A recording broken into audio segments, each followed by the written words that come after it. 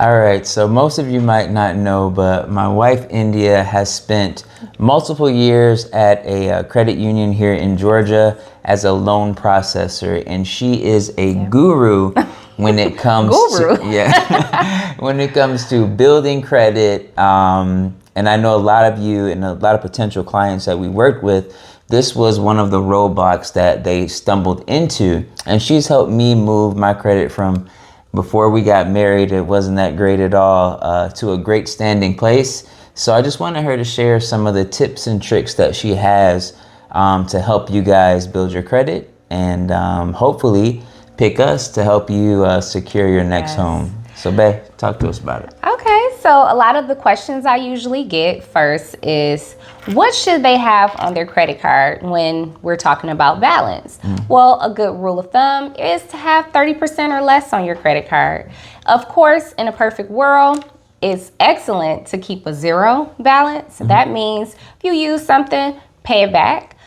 Make sure you pay it back by the due date. So when you say zero balance, does that mean that it's best to have a credit card and really not use it at all because it's going to stay at zero?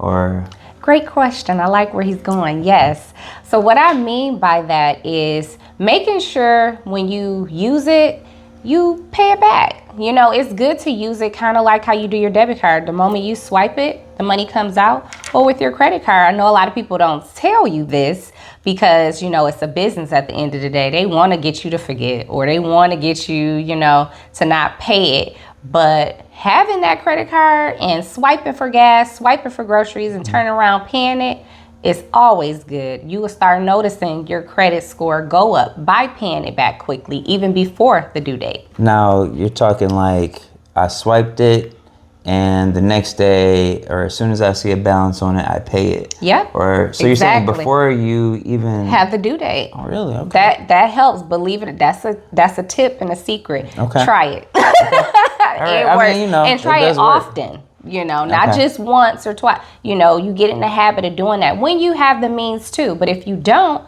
the best practice is paying it by the due date. You know, because you don't want to get that interest. When you get that interest, you got more money you got to pay. Gotcha.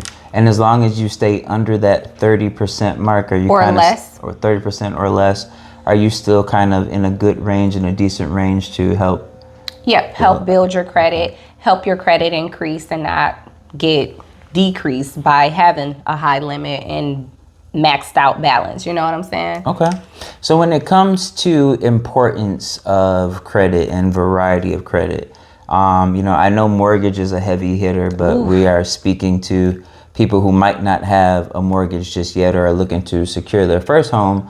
So, you know, in steps of importance or variations of different types of credit, how should your, you know, credit portfolio balance out that way? That's another great question. Thank you. So one of the things that people always, you know, hear is paying your credit cards, paying your bills on time, which is great, right? So when we now want to get deeper into building our credit, we want to have a mixture of credit. And what I mean by mixture of credit, you want to have a variety. So we're talking about getting you in the steps of getting a home, right? So that's a different type of product. You got mortgages, you got auto loans, credit cards, personal line of credit. Those type of things will help increase your credit. Okay. So do I want to have, so let's say I have an auto loan and I have credit cards, I have personal loans. In terms of like which is more of a heavy hitter, do I need to make sure my personal loans are taken care of more so than my credit cards, or auto loan is? So let's be clear, okay? You want to make sure you're taking care of all of your credit, right? So any credit you have out there, any bill, you want to be paying your bill on time, taking care of every bill, right? Right. But when we come to heavy hitters, the heavy hitters are going to be the mortgage, the auto loans. It's going to be the personal loans. It's going to be the personal line of credits, those type of things. And the reason why I say that is because those things usually our auto and our homes are going to be the biggest purchase we ever make in life, right? And when it comes to personal loans, a lot of times those things they give you is based off credit worthiness, and it's not necessarily an asset attached to it. So that's why that's one of the big heavy hitters. When you start getting personal loans, they're like, okay, you got skin in the game for real. You know, you're credit savvy because someone trusts you with X amount of money, thousands of dollars, and they don't have an asset attached to it. It's just going off of the history of your credit. So.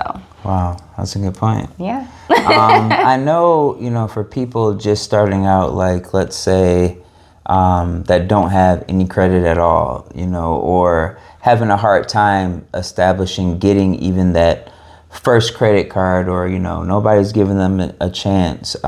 What type of opportunities do they have? Yes, I get that a lot, especially from our young adults, the teenagers.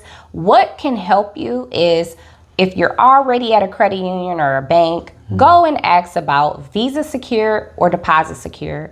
So these products are very interesting because you're able to put up your money to create like the line of credit that you want, right? And paying yourself back. So I'll give you an example for a Visa Secure.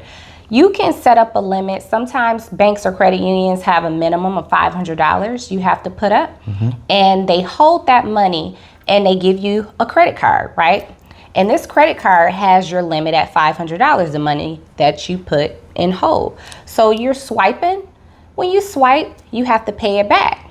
Now, I know you're thinking, why I have to pay it back? I gave them that $500 to hold. That's the hold for the balance to say that you're good for it.